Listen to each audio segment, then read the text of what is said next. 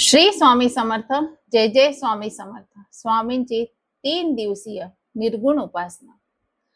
भक्त हो, तुम्ही आजपर्यंत स्वामींच्या अनेक पूजा केल्या असतील, किती पूजा विधी अपनवली असेल, अक्कलकोटची वारी सुद्धा केली असेल, पण कधी असा विचार आलाय का मनात की माझे सर्व उपाय थकून राहिले आणि चारी बाजूनी अंधार दाटून येऊन राहिला, तेव्हा स्वामींना मनातील हाक कशी पोहोचवायची हा प्रश्न आहे. तर स्वामी नेहमी म्हणतात, मी गेलो नाही, मी जिवंत आहे, मी इथेच आहे.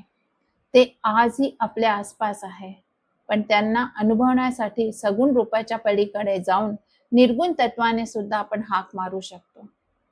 स्वामींचा असाच एक अत्यंत गुप्त, शक्तिशाली, अवघ्या 3 दिवसात चमत्कार घडवणारा निर्गुण उपासना ही विधीबद्दल आज आपण जाणून घेणार आहोत. ही कोणतीही साधी पूजा नाहीये, तर ही तुमच्या आत्म्याला स्वामींच्या ऊर्जेशी जोडणारा एक दिव्य मार्ग आहे. जर तुमची एखादी इच्छा अनेक वर्षापासून अपूर्ण आहे आणि तुमची इच्छा आहे की ती इच्छा माझी पूर्ण व्हायला हवी, तर नक्कीच हा व्हिडिओ पूर्ण पहा, स्किप करू नका, नाहीतर ती विधी आपण समजू शकणार नाही. अनेक भक्त विचारतात, महाराज तर सगुण रूपात अक्कलकोटला गेले होते, मग हे निर्गुण उपासना म्हणजे काय? सगुण रूप म्हणजे काय?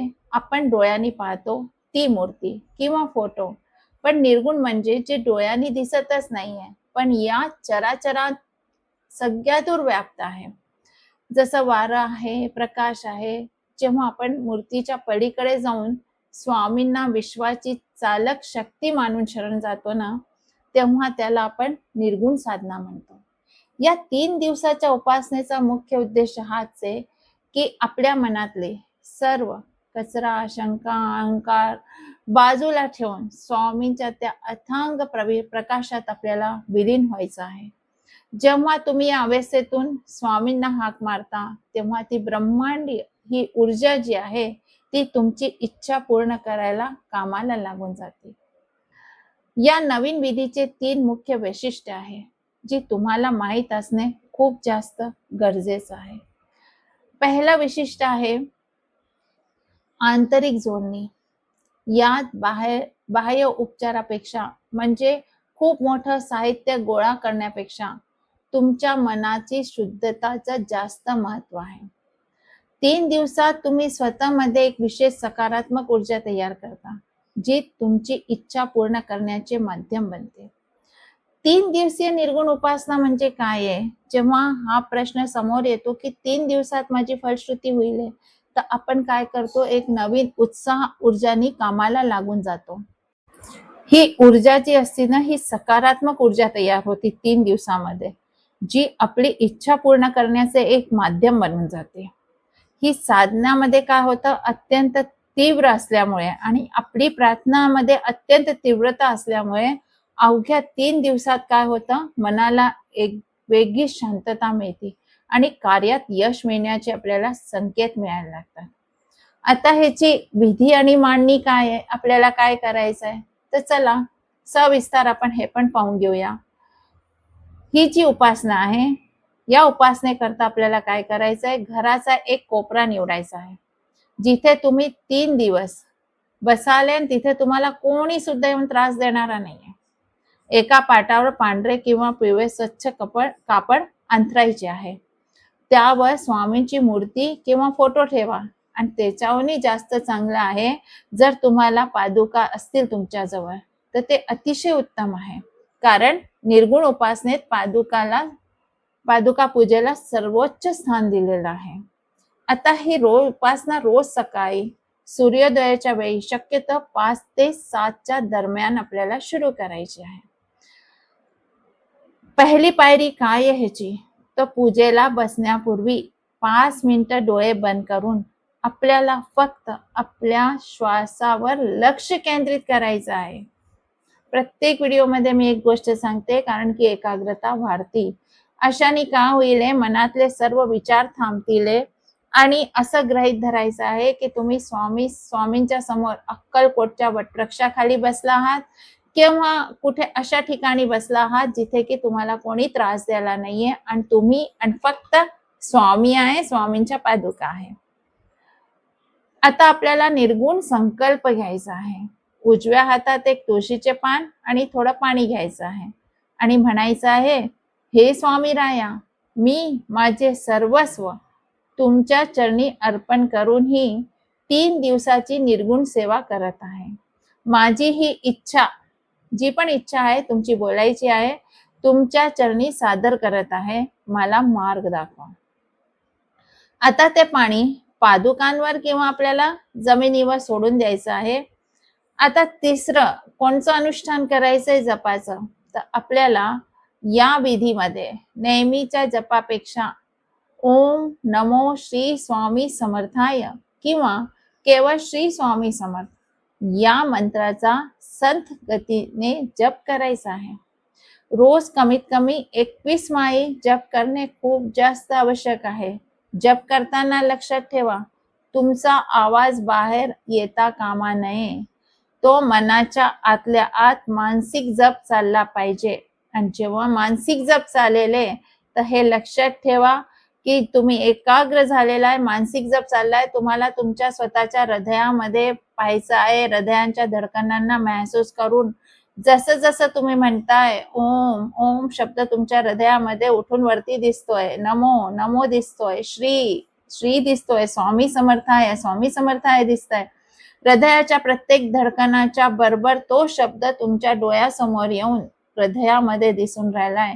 आणि हृदयामध्ये जो निवासस्थान अक्कलकोटचं दिसून राहिलंय की हृदयामध्येच तुम्हाला सगळं चित्र वर्णित होऊन राहिलंय की तुम्ही अक्कलकोटच्या वटवृक्षाखाली बसलेला आहात किंवा एक अशा ठिकाणी अंधारामध्ये बसला आहात जिथे की तुम्ही आणि स्वामी आहे. आणि जेव्हा तुमचं हे एकाकार होऊन जाईल, जेव्हा तुम्हाला हे हृदयामध्ये सगळं दिसायला लागेल, तेव्हा तुमची इच्छा मांडणी स्वामींसमोर करायची आहे. तुम्हाला स्वामींना आपली इच्छा त्याच वेळेस सांगायची आहे, कारण की ती वेळ आहे स्वामींची आणि तुमची, आणि स्वामी त्यावेळेस तुमची सगळी इच्छा ऐकतील. हीच ती वेळ आहे जेव्हा आपण स्वामींना सगळं सांगू शकतो. आता स्तवन आणि नैवेद्य. जप संपल्यानंतर स्वामींचे कर्पूर गौरम किंवा कोणतेही साधे स्तवन त्यानंतर म्हणायचे आहे. निर्गुण उपासनेत स्वामींना केवळ गाईच्या शुद्ध तुपाचा दिवा लावायचा आहे. गाईच्या शुद्ध दुधाचा किंवा पाण्याचा नैवेद्य दाखवायचा आहे, कारण की स्वामींना काही नको. या उपासनेमध्ये तुमची किती भाव आहे, हे भावाची भूक त्यावेळेस स्वामींना राहिले. म्हणून मी म्हटलं की जेव्हा एकाकार होईल तेव्हा ते भाव जागृत होतील आणि स्वामींना भाव हवे तेव्हा तुम्ही आपली इच्छा सांगू शकता. आता या उपासनेचे काही नियम आहे, कडक आहे पण सूक्ष्म नियम आहे. आता हे नियम काय आहे? ही निर्गुण उपासना जितकी शक्तिशाली आहे तितकेच हिचे नियम जास्त कडक नाही पण सूक्ष्म आहे. बाह्य नियमासोबतच मानसिक नियमाचे पालन करणे येथे सर्वात जास्त महत्वाचे आहे. पहिली गोष्ट आहे मानसिक ब्रह्मचार्य. केवळ शारीरिक नाही तर विचारांनीही 3 दिवसात आपल्याला पूर्ण पवित्रता राखायची आहे. कोणाबद्दल वाईट विचार मनात येऊ देऊ नका. मोबाईलहून आपल्याला दूर राहायचं आहे, सोशल मीडियाहून आपल्याला दूर राहायचं आहे. 3 दिवसात पूजा संपल्यानंतरही अनावश्यक रील्स, टीव्ही पाहणे किंवा कोणाशी बोलणे पूर्णपणे टाळायचे आहे, कारण की ही ऊर्जा त्यावेळेस आपल्याला घालवायची नाही. ही ऊर्जा आपल्या आतमध्ये संग्रहित करून ठेवायची आहे. दुसरी गोष्ट आहे अन्नाची शुद्धता. केवळ सात्विक आहार घ्यायचा आहे. शक्य असल्यास 3 दिवस एकदाच अन्न ग्रहण करा आणि दुसऱ्या वेळी दूध किंवा फळे घ्या. यामुळे काय शरीरात हलकेपणा राहिले आणि ध्यान कराल त्यात मन लागेल. तिसरी गोष्ट आहे क्षमाशीलता. जर या 3 दिवसात तुमच्याकडून कोणाचे मन दुखावले गेले असतील तर लगेच मनातल्या मनात स्वामींची आणि त्या व्यक्तीची क्षमा मागा. दीपक अखंड ठेवण्याचा प्रयत्न करा. पूजेच्या वेळी लावलेला तुपाचा दिवा तोपर्यंत चालू असावा आणि शक्य असल्यास 3 दिवस घरातील मुख्य दिवा जो देवाऱ्यात म्हणजे आपल्या देवघरामध्ये लागलेला आहे तो शांत होऊ देऊ नका. आता मनात प्रश्न येईल की 3 दिवसानंतर असं काय घडेल? तर तिसऱ्या दिवशी जेव्हा तुमचा शेवटला जप पूर्ण होईल तेव्हा तुम्हाला स्वतःला जाणवेल की तुमचे मन बिलकुल कमालीचे शांत झाले आहे. भीती, चिंता आणि निराशा कुठेतरी पळून गेलेला आहे. 3 दिवसात तर किती भक्तांना स्वामींनी स्वप्नात दर्शन देऊन त्यांना मार्ग दाखवून दिले. कितीकांना तर असं वाटलं की पाठीवर कोणीतरी हात ठेवलेला आहे. किती जणांना काय झालं की एकदमच काम त्यांचं जे अडकलेलं होतं ते सुरू होऊन गेलं. हा स्वामींच्या निर्गुण ऊर्जेचा चमत्कार आहे. स्वामी तुमच्या इच्छेची जबाबदारी स्वतःच्या खांद्यावर घेतात.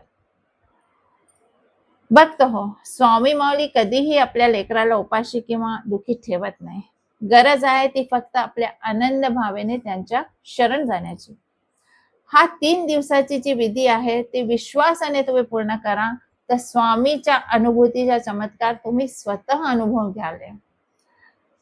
तुम्हाला ही विधी आवडली असेल आणि तुम्ही ही सेवा निर्गुण उपासना करत असाल, निर्गुण उपासना केल्यानंतर जर तुम्हाला काही अनुभव आला, तो अनुभव शेअर करायला विसरू नका. कारण की तुमचा एक अनुभव शेअर केलेला पुष्कळांच्या मनात विश्वास जागवून देतो. आणि आम्हाला सुद्धा कमेंट बॉक्समध्ये नक्की कळवा की मला हा अनुभव आला. आणि त्यातूनही जास्तीत जास्त स्वामी भक्तांना हा व्हिडिओ शेअर करा, जेणेकरून कोणाचं संकट दूर होण्यास मदत मिळेल. आपण या स्वामी माऊली चॅनलला सबस्क्राईब करायला सुद्धा विसरू नका, जेणेकरून अशा प्रकारचे शक्तिशाली सेवा तुमच्यापर्यंत पोहोचत राहील. स्वामी चरणी प्रार्थना करूया की सर्वांचं संकट दूर हो, आणि ज्यांच्यावर जास्त संकट आहे तर स्वामी चरणी हीच प्रार्थना आहे की त्यांच्या हाकवर तू धावून जा आणि त्यांचे सगळे संकट दूर कर. जर आपल्याला हा व्हिडिओ आवडला असेल तर नक्कीच लाईक, शेअर आणि सबस्क्राईब करा. भेटूया आपल्या नेक्स्ट व्हिडिओमध्ये. श्री स्वामी समर्थ. जय जय स्वामी समर्थ.